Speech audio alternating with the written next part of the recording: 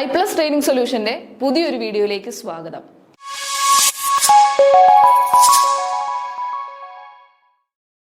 Set paper 1 July 2025 question answer discussion ആണ് ഈ ഒരു വീഡിയോ സീരീസിലൂടെ നമ്മൾ സ്റ്റാർട്ട് ചെയ്യാൻ പോകുന്നത്. സെറ്റ് പേപ്പർ 1 ജൂലൈ 2025 പാർട്ട് 1 10 ചോദ്യമാണ് ഈ ഒരു വീഡിയോയിൽ ഉൾപ്പെടുത്തിയിരിക്കുന്നത്. ചോദ്യങ്ങൾ മാത്രമല്ല, അതിന്റെ എക്സ്പ്ലനേഷൻസ്, ഓരോ ഓപ്ഷന്റെയും എക്സ്പ്ലനേഷനും കൂടി നമ്മൾ ഈ വീഡിയോയിൽ ഡിസ്കസ് ചെയ്യും. നമുക്ക് നോക്കാം, ഓരോ ചോദ്യത്തിലേക്ക് നമുക്ക് കടക്കാം. Question number 1, the educational philosophy which emphasizes experiential learning as a key component of education. Experiential learning ഒരു എഡ്യൂക്കേഷൻ വിദ്യാഭ്യാസത്തിന്റെ കീ കമ്പോണന്റ് ആയിട്ട് വരുന്നത് ഏത് ഫിലോസഫിയിലെ ആണെന്നാണ് ചോദ്യം. A behaviourism, humanism, progressivism, perennialism. Answer കൊടുത്തിട്ടുണ്ട്. പ്രോഗ്രസീവിസം ആണ് ഉത്തരം. എന്താണ്? Education philosophy that emphasize experiential learning. Experimental learning. എന്താണ് എക്സ്പെരിമെന്റൽ ലേണിംഗ് എന്നുള്ളത് നമ്മൾ എക്സ്പ്ലനേഷനകത്തിൽ പറയും. പ്രോഗ്രസീവിസം എന്താണെന്ന് ആദ്യം നോക്കാം. Progressivism is an educational philosophy that emphasizes learning through doing or experimental learning.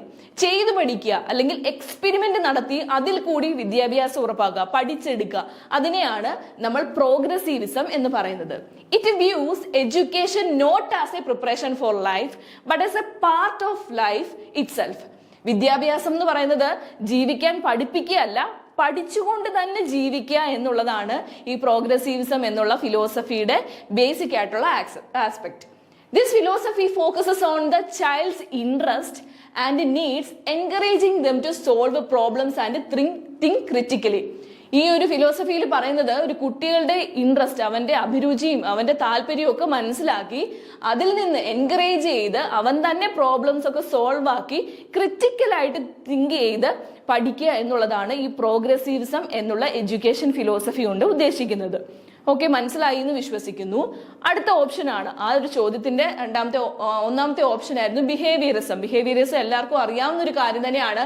It's a learning theory and school of psychology that asserts all behaviours are learned through interaction with the environment via conditioning, focusing on observable behaviours rather than internal mental process. അതായത് ഒരു വ്യക്തിയുടെ വിദ്യാഭ്യാസം അത് ഈ എൻവയോൺമെന്റിൽ നിന്ന് തന്നെ condition ചെയ്ത് പഠിക്കുക എന്നുള്ളതാണ്. സ്റ്റിമുലസ് റെസ്പോൺസ് വഴിയൊക്കെ അറിഞ്ഞ് ഈ ഒരു സറൗണ്ടിങ്ങിൽ നിന്ന് തന്നെ പഠിച്ചെടുക്കുന്നതാണ് ബിഹേവിയറിസം എന്ന ഫിലോസഫിയിൽ പറഞ്ഞിരിക്കുന്നത്. ഇനി ഹ്യൂമാനിസം എന്തായിരുന്നു? Calls Rogers humanistic theory emphasizes that individual possesses an innate drive towards self-actualization, becoming their best selves if provided with a supporting environment. ഓരോ വ്യക്തികൾക്കും അവരുടെ ഉള്ളിൽ തന്നെ നന്നാവണം, ഒരു സ്വയം പര്യാപ്തതയിൽ എത്തണം എന്നുള്ളൊരു ആഗ്രഹം ഉണ്ടെന്നാണ് ഈ ഒരു ഹ്യൂമാനിസ്റ്റിക് തിയറിക്കകത്തിൽ കൂടി കാൾ റോജേഴ്സ് പറയുന്നത്. ഓരോ വ്യക്തിക്കും സപ്പോർട്ടീവായിട്ടുള്ള ഒരു എൻവയോൺമെന്റ് കിട്ടിയാൽ അവന് തന്നെ സ്വയം പര്യാപ്തതയിൽ എത്താനുള്ള ഒരു കഴിവ് ഒരു വിദ്യാഭ്യാസം നൽകും എന്നാണ് ഹ്യൂമാനിസ്റ്റിക് തിയറിക്കുള്ളിൽ പറഞ്ഞിരിക്കുന്നത്. അടുത്തതായി, എന്താണ് പെരനിയലിസം? ശാശ്വതവാദം എന്നാണ് ആ ഒരു ഫിലോസഫിയുടെ മലയാള അർത്ഥം. അത് ഒരു പഴയകാല ക്ലാസിക് കരിക്കുലം, ക്ലാസിക് ഫിലോസഫിയാണ്. അവിടെ എന്ന് പറഞ്ഞാൽ ടീച്ചർ സെൻറ്റേർഡ് ആയിട്ടുള്ള ഒരു എഡ്യൂക്കേഷൻ ആണ് ആ ഫിലോസഫിയിൽ ഊന്നൽ നൽകുന്നത്. പഴയകാല ക്ലാസിക്കലായിട്ടുള്ള കരിക്കുലവും അതേപോലെ ടീച്ചർ സെൻറ്റേർഡ് അപ്രോച്ച് ആണ്. Focusing on ടൈംലെസ്നെസ് and universal truth, പ്രപഞ്ച സത്യത്തിലും അങ്ങനെയുള്ള കാര്യത്തിലും വിശ്വസിക്കുന്ന ഒരു ഫിലോസഫിയാണ് ശാശ്വതവാദം അല്ലെങ്കിൽ പെരനിയലിസം. മനസ്സിലായെന്ന് വിശ്വസിക്കുന്നു. രണ്ടാമത്തെ ചോദ്യത്തിലേക്ക് കടക്കാം. Identify the statement which are correct regarding critical pedagogy. കുറെ സ്റ്റേറ്റ്മെന്റുകൾ തന്നിട്ടുണ്ട്. അതിൽ കറക്റ്റ് ആയിട്ടുള്ള ക്രിറ്റിക്കൽ പെഡഗോജിയുമായി ബന്ധപ്പെട്ട് കറക്റ്റ് ആയിട്ടുള്ള സ്റ്റേറ്റ്മെന്റ് ഏതാണ്, സെന്റൻസ് ഏതാണെന്നാണ് നിങ്ങൾ കണ്ടെത്തേണ്ടത്. നോക്കാം. It emphasize social justice. The primary goal is to produce specific behavioral outcomes and skill. 3. It employs dialogical method. 4. The primary role of learner is to respond with external cues. ഉത്തരം ഏതാണ്? എന്താണ് critical pedagogy? ഉത്തരം ഏതാണ് എന്നെല്ലാം നമുക്ക് നോക്കാം. Answer പറഞ്ഞിരിക്കുന്നത് 1 and 3 ആണ്. It emphasize social justice, it employs dialogical method, two way method ആണെന്നാണ് പറഞ്ഞിരിക്കുന്നത്. ആദ്യം ക്രിറ്റിക്കൽ പെഡഗോജി എന്താണെന്ന് നോക്കാം. Critical pedagogy is an educational philosophy rooted in the work of Brazilian education Paulo Freire. Paulo ഫ്രെയറിന്റെ ഇമ്പോർട്ടൻ്റ് ആയിട്ടുള്ള ഒരു കൺസെപ്റ്റ് ആണ്. അദ്ദേഹം ഡെവലപ്പ് ചെയ്തതാണ് ഈ ക്രിറ്റിക്കൽ പെഡഗോജി എന്ന ഒരു concept. It's a student centric approach that aims to empower learner to think critically about and challenge oppressive societal structures. The goal is to promote social justice and transform society, not simply to transmit knowledge. അദ്ദേഹത്തിന്റെ critical pedagogy എന്നുള്ളൊരു കൺസെപ്റ്റിൽ പറഞ്ഞിരിക്കുന്നത് വിദ്യാഭ്യാസം എന്നത് വെറും പഠനം മാത്രമല്ല, ക്രിറ്റിക്കലായിട്ട് think ചെയ്യുക. ഓരോ നമ്മുടെ സൊസൈറ്റിയിൽ നമുക്ക് ഇഷ്ടപ്പെടാത്തതായിട്ടൊക്കെ വരുന്ന കാര്യങ്ങളെയൊക്കെ അതിനെ ക്രിറ്റിക്കലായിട്ട് തിങ്ക് ചെയ്ത് അതിനെതിരെ പ്രവർത്തിക്കാനുള്ളൊരു മനക്കരുത്തും ആ ഒരു വിദ്യാഭ്യാസ ഒരു സമ്പ്രദായം വരുത്തണം എന്നുള്ളതാണ് ക്രിറ്റിക്കൽ പെഡഗോജി എന്നുള്ള ആ ഒരു കൺസെപ്റ്റില് പൗലോ ഫ്രെയറെ പറയുന്നത്. It aims to empower learners to think critically about and challenge ചെയ്യണമെന്ന് കൂടിയാണ് പറഞ്ഞത് ഒപ്രസീവ് സൊസൈറ്റിയൽ സ്ട്രക്ചേഴ്സ്. അപ്പൊ നിങ്ങൾക്ക് മനസ്സിലായി കാണും ഇതിന്റെ ഉത്തരം എന്ന് പറയുന്നത് 1 and 3 ആണ്. നോക്കാം. It emphasize social justice. അടുത്തത് ഉത്തരം it employs dialogical method. Okay, അടുത്ത മൂന്നാമത്തെ ചോദ്യത്തിലേക്ക് കടക്കാം. The theory which emphasizes the role education in maintaining social order and stability. ഏത് ഫിലോസഫിയാണ് വിദ്യാഭ്യാസം സോഷ്യൽ ഓർഡറും സ്റ്റെബിലിറ്റിയും കീപ്പ് ചെയ്യുന്ന ഒന്നാണെന്ന് പറയുന്നത്? ഏത് ഫിലോസഫിയിലാണ്? നോക്കാം. Options: functionalism, realism, conflict theory, none of this. ഏത് വിദ്യാഭ്യാസ ഫിലോസഫിയിലാണ് തത്വചിന്തയിലാണ് പറയുന്നത് വിദ്യാഭ്യാസ സോഷ്യൽ ഓർഡറും സ്റ്റെബിലിറ്റിയും കീപ്പ് ചെയ്യുന്ന ഒന്നാണെന്ന് പറയുന്നത്? ഏത് വിദ്യാഭ്യാസ ഫിലോസഫിയിലാണ്? നോക്കാം. ഉത്തരം പറഞ്ഞിട്ടുണ്ട്, ഫങ്ഷണലിസത്തിലാണ്. എന്താണ് ഫങ്ഷണലിസം, എന്താണ് റിയലിസം, എന്താണ് കോൺഫ്ലിക്റ്റ് തിയറി എന്നെല്ലാം ഈ ഒരു ചോദ്യത്തിന്റെ എക്സ്പ്ലനേഷനിൽ കൂടി നമുക്ക് പഠിക്കാം.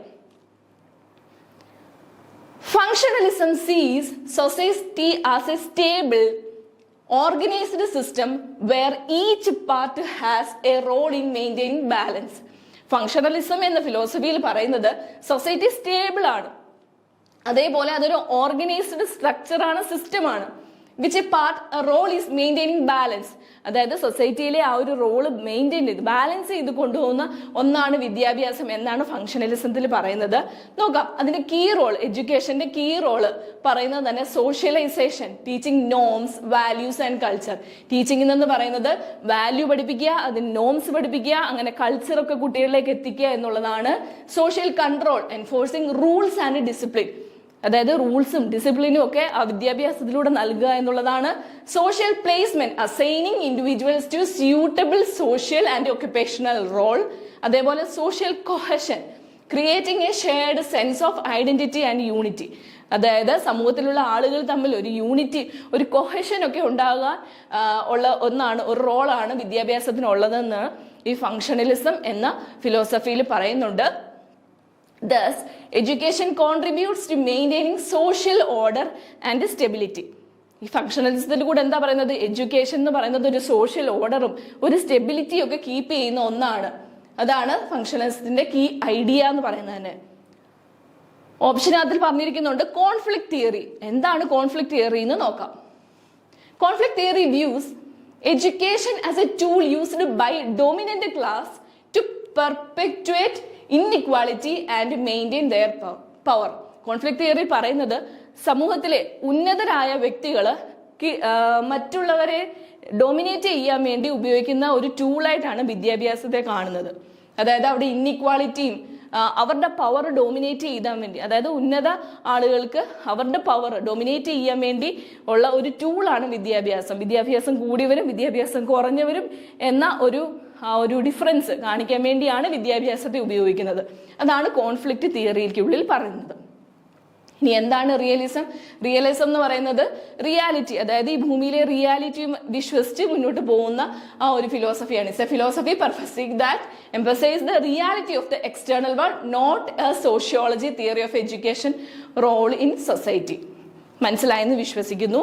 അടുത്ത ചോദ്യം, നാലാമത്തെ ചോദ്യം നോക്കാം. In childhood Ramu belonged to a financially poor and illiterate family. He studied well and joined in Indian Administrative Services, IAS. Okay, sorry. Now, Ramu is in a higher socio-economic status level. This is an example of which mobility? ഇത് logic ഉപയോഗിച്ച് നമുക്ക് correct ചെയ്യാൻ പറ്റുന്ന ഒരു ഉത്തരമാണ്. നോക്കാം എന്താണ് ഒരു എക്സാമ്പിൾ ആണ് തന്നിരിക്കുന്നത്. ഇത് ഏത് മൊബിലിറ്റിയുമായി ബന്ധപ്പെട്ട ഉത്തരമാണെന്നാണ് ചോദിക്കുന്നത്. അതായത് രാമു ചെറുപ്പത്തിലെ ഫിനാൻഷ്യലി വളരെ പുവർ ആയിരുന്നു, അതേപോലെ ഇല്ലിറ്ററേറ്റ് ആയിട്ടുള്ള ഒരു ഫാമിലിയിൽ ബിലോങ് ചെയ്തിരുന്ന ആളായിരുന്നു രാമു. He studied well and joined in IAS join ചെയ്തു, നന്നായി പഠിച്ച്. നൗ രാമുവിനെ ഹൈ സോഷ്യോ എക്കണോമിക് സ്റ്റാറ്റസ്, രാമുവിന്റെ സ്റ്റാറ്റസ് മാറി ഒരു വലിയ രീതിയിലുള്ള ഹൈ സോഷ്യോ എക്കണോമിക് സ്റ്റാറ്റസ് ലെവലാണ് കീപ്പ് ചെയ്യുന്നത്. This is example of which mobility? ഏത് മൊബിലിറ്റി ആണിതെന്ന്. എന്താണ് മൊബിലിറ്റി നോക്കാം. ഓപ്ഷൻസ് ആദ്യം നോക്കാം. സ്ട്രക്ചറൽ ആണോ, ഹൊറിസോണ്ടൽ ആണോ, വെർട്ടിക്കൽ മൊബിലിറ്റി ആണോ, ഇന്റർ ജനറേഷണൽ മൊബിലിറ്റി ആണോ എന്നാണ് നോക്കുന്നത്. കറക്റ്റ് ആൻസർ എന്ന് പറയുന്നത് വെർട്ടിക്കൽ മൊബിലിറ്റി ആണ്. എന്താണ് വെർട്ടിക്കൽ മൊബിലിറ്റി ആവാൻ കാരണം എന്ന് നോക്കാം.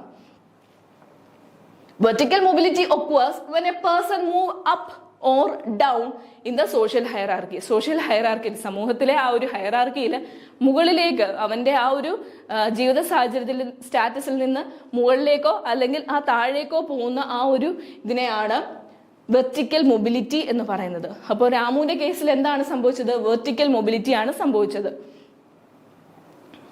Ramu moved from a poor illiterate background to high socio-economic status as an IAS officer. This is upward vertical mobility ആണ്. Upward vertical mobility. Okay. ഇനി എന്താണ് സ്ട്രക്ചറൽ മൊബിലിറ്റി? നമ്മുടെ ഓപ്ഷൻ അതിലെ അടുത്ത ഓപ്ഷൻ ആയിരുന്നു structural mobility. Caused by change in society, industrialisation, creating new jobs. ആ ഒരു structure തന്നെ മാറി പുതിയൊരു ജോലിയിലേക്ക് പോകുന്നതിനെയാണ്, സൊസൈറ്റിയിലെ ആ ഒരു ചേഞ്ചിനെയാണ് സ്ട്രക്ചറൽ മൊബിലിറ്റി എന്ന് പറയുന്നത്. Horizontal mobility, change in occupation or status without changing class. അതായത് ഒരു എക്സാമ്പിൾ പറഞ്ഞിട്ടുണ്ട്, teacher to principal in same class level. Teacher principal ആയിട്ട് ഒരേ ക്ലാസ്സിൽ തന്നെ മൂവ് ചെയ്യുന്ന ആ ഒരു മൊബിലിറ്റിയാണ് ഹൊറിസോണ്ടൽ മൊബിലിറ്റി എന്ന് പറയുന്നത്. എന്താണ് inter generational mobility? Comparing status across generation. ഓരോ generation child achieving higher status than parents. പേരൻസിനേക്കാളും ഹൈ സ്റ്റാറ്റസ് അവന്റെ സ്റ്റുഡൻസ് ഏറ്റെടുത്തിട്ടുണ്ട്, കുട്ടി അച്ചീവ് ചെയ്തെങ്കിൽ അതിനെയാണ് ഇന്റർ ജനറേഷണൽ മൊബിലിറ്റി എന്ന് പറയുന്നത്. അഞ്ചാമത്തെ ചോദ്യം, operational DDAD aims to address the growing issues of. എന്താണ് ഓപ്പറേഷൻ DDAD? ഡ്രഗ് അഡിക്ഷനുമായി ബന്ധപ്പെട്ടതാണോ, പേരന്റൽ അഗ്രഷനുമായി ബന്ധപ്പെട്ടതാണോ, ഡൊമസ്റ്റിക് വയലൻസ് ആണോ, ഡിജിറ്റൽ അഡിക്ഷൻ ആണോ? ഉത്തരവുണ്ട്, ഡിജിറ്റൽ അഡിക്ഷൻ ആണ്. Operation DDAD is related to digital addiction. എന്താണ് DDAD എന്ന് കുറെ കൂടി വിശദമായിട്ട് നമുക്ക് നോക്കാം. ഡിജിറ്റൽ അഡിക്ഷൻ, DDAD പ്രോഗ്രാം കണ്ടില്ലേ? ഒരു ഫോണുമായി കുട്ടിയിരിക്കുന്ന കണ്ടില്ലേ?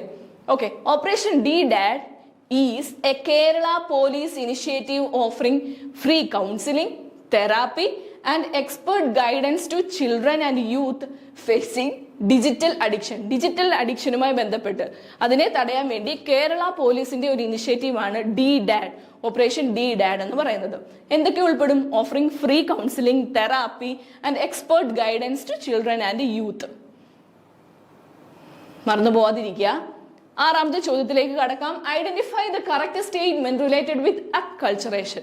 എന്താണ് അക്കൾച്ചറേഷൻ നോക്കാം. എക്സ്പ്ലനേഷൻ അതിൽ വിശദമായിട്ടുണ്ട്. നമുക്ക് ക്വസ്റ്റ്യൻ ഒന്നും കൂടി, ക്വസ്റ്റ്യൻ ഏതൊക്കെയാണ് സ്റ്റേറ്റ്മെന്റുകൾ എന്ന് നോക്കാം. ഇതിൽ കറക്റ്റ് ആയിട്ട് അക്കൾച്ചറേഷനുമായി ബന്ധപ്പെട്ട് കറക്റ്റ് ആയിട്ടുള്ള സ്റ്റേറ്റ്മെന്റ് ആണ് നിങ്ങൾ കണ്ടുപിടിക്കേണ്ടത്. It is A process that decreases academic performance. 2, it means cultural conflict. It is a process of cultural change and adaptation that occurs through reciprocal cultural contacts. 4, it hinders language acquisition. 5, it fosters cultural understanding. ഉത്തരം നോക്കാം. 3ഉം 5ഉം ആണ്, 3ഉം 5ഉം ആണെന്നാണ് പറയുന്നത്. നമുക്ക് നോക്കാം, explanation നോക്കിയിട്ട് ഒന്നും കൂടി വിശദമായിട്ട് പറയാം. എന്താണ് acculturation? Acculturation is the process where a person or a group adopts element of a new culture while still keeping parts of their original one. It's a two-way street. Both culture can be influenced. ഒരു example പറഞ്ഞതിന് ശേഷം acculturation എന്താണെന്ന് പറയുന്നതായിരിക്കും കുറച്ചുകൂടെ മനസ്സിലാക്കാനുള്ള എളുപ്പം. Example നോക്കാം. For example, imagine a person from India moves to the USA. USA അമേരിക്കയിൽ ഇവിടുന്ന് ഒരാൾ അമേരിക്കയിലേക്ക് പോയി.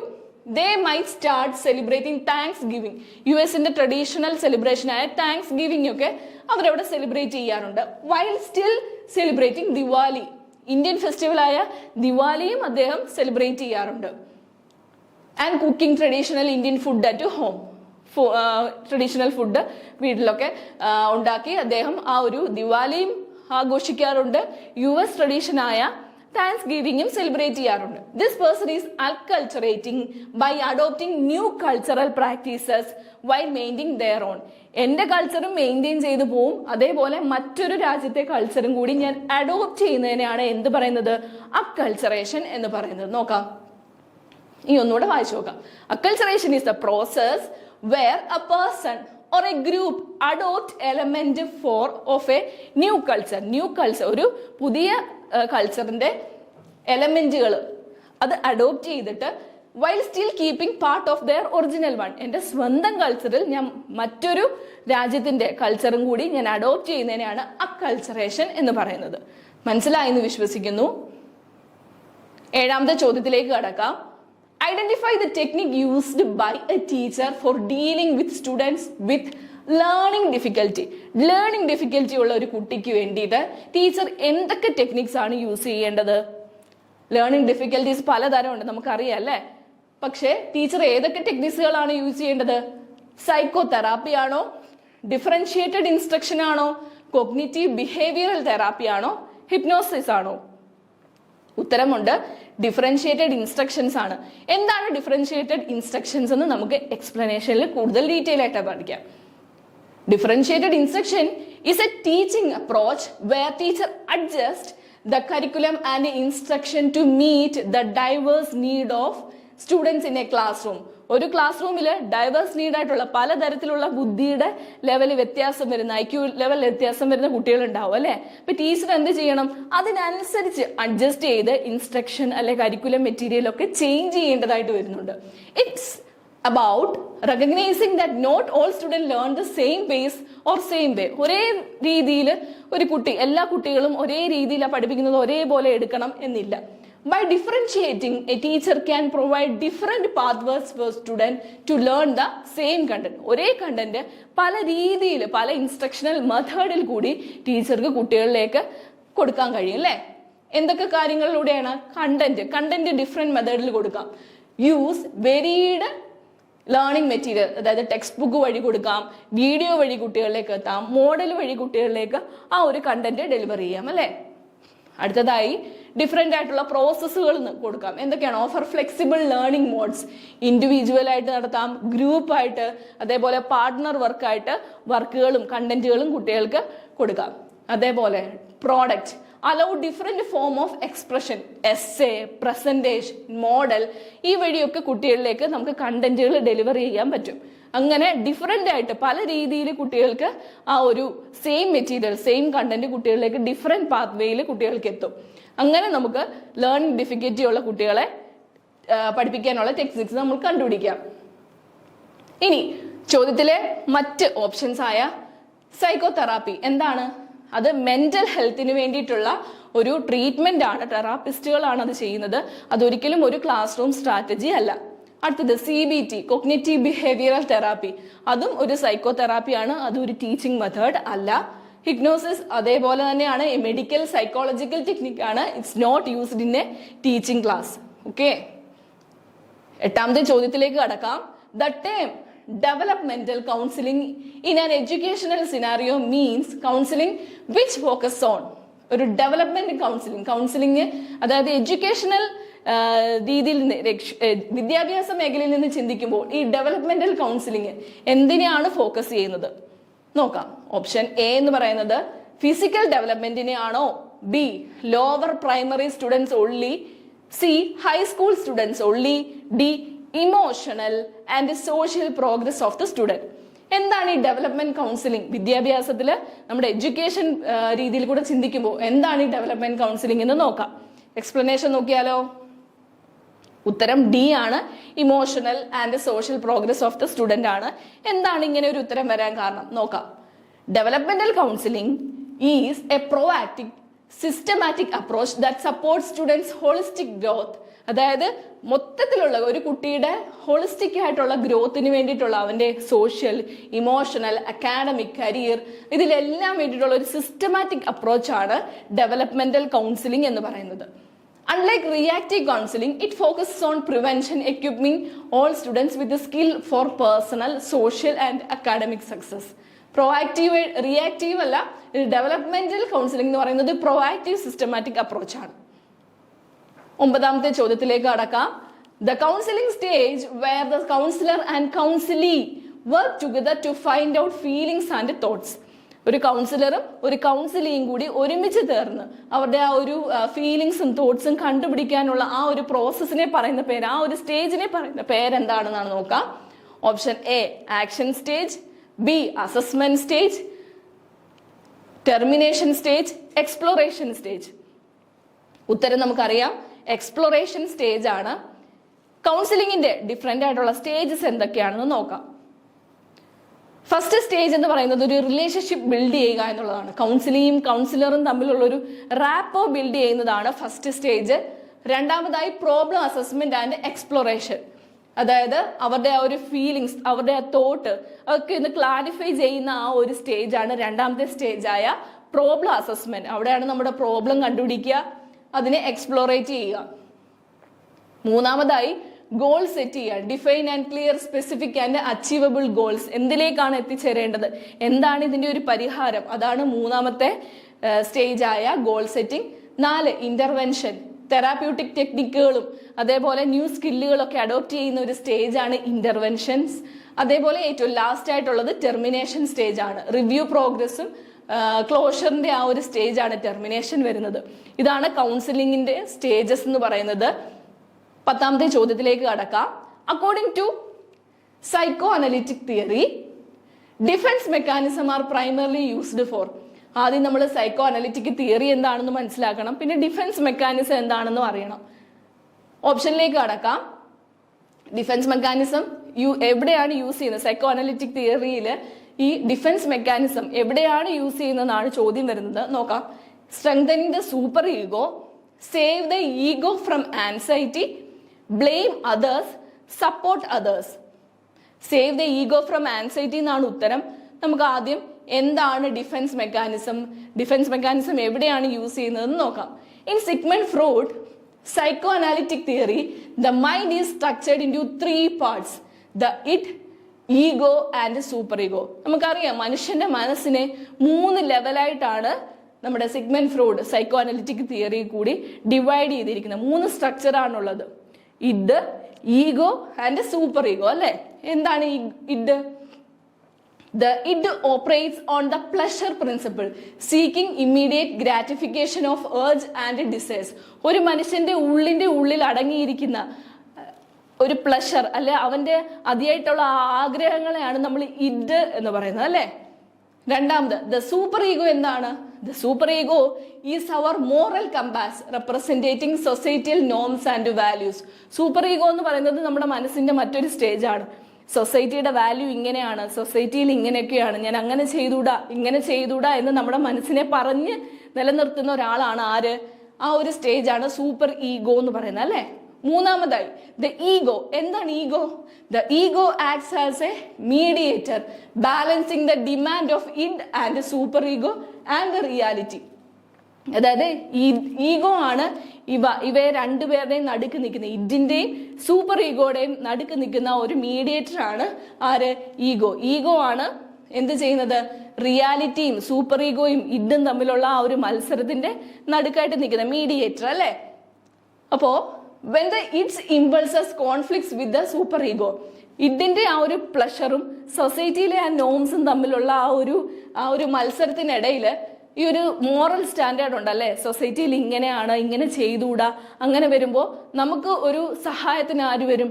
ഡിഫൻസ് മെക്കാനിസം ഉണ്ട്, പലതരത്തിലുള്ള ഡിഫൻസ് മെക്കാനിസം ഉണ്ട്. ഒരു മനുഷ്യന്റെ മനസ്സിൽ നിന്ന് തന്നെ പ്രതിരോധിക്കുന്ന ഒരു കാര്യമാണ് ഈ ഡിഫൻസ് മെക്കാനിസം എന്ന് പറയുന്നത്. അതിന്റെ കൂടുതലായിട്ടുള്ള ഡീറ്റെയിൽ ക്ലാസ് വേണമെങ്കിൽ നിങ്ങൾ കമന്റ് ചെയ്യുക. ഡിഫൻസ് മെക്കാനിസത്തിന്റെ ക്ലാസ് ടീച്ചർ ഇടുന്നതായിരിക്കും. ഓക്കെ, അപ്പോൾ അതിൽ നിന്ന് ഉയർന്നു വരുന്ന ആ ആൻസൈറ്റികൾ ഉണ്ടല്ലോ, ചില മനുഷ്യന്റെ മനസ്സിൽ നിന്ന് ചില ആൻസൈറ്റികൾ വരും. അതിനെ തടസ്സപ്പെടുത്താൻ വേണ്ടിയാണ് നമ്മൾ ഈ ഡിഫൻസ് മെക്കാനിസംസ് യൂസ് ചെയ്യുന്നത്. ഓക്കെ, മനസ്സിലായെന്ന് വിശ്വസിക്കുന്നു. ഫ്രൂഡിന്റെ ഐസ്ബർഗ് മോഡൽ, അതായത് ഈഗോ, സൂപ്പർ ഈഗോ, ഇഡ്, ഇതാണ് ആ ഒരു ഐസ്ബർഗ് മോഡൽ വരുന്നത്. സിഗ്മണ്ട് ഫ്രൂഡിന്റെ സൈക്കോ അനലിറ്റിക് തിയറിക്കകത്ത് നമ്മൾ പഠിക്കുമ്പോൾ നമുക്കറിയാം 3 സ്റ്റേജുകൾ മനുഷ്യന്റെ ആ ഒരു മനസ്സിന്റെ സ്ട്രക്ചറാണ്. 10 ചോദ്യങ്ങളാണ് നമ്മൾ ഈ ഒരു ക്ലാസ്സിൽ കൂടി ഡിസ്കസ് ചെയ്തത്. അടുത്ത 10 ചോദ്യങ്ങളുമായിട്ട് നമ്മൾ പാർട്ട് 2 വീഡിയോ സീരീസിൽ നമുക്ക് കാണാം. ബൈ.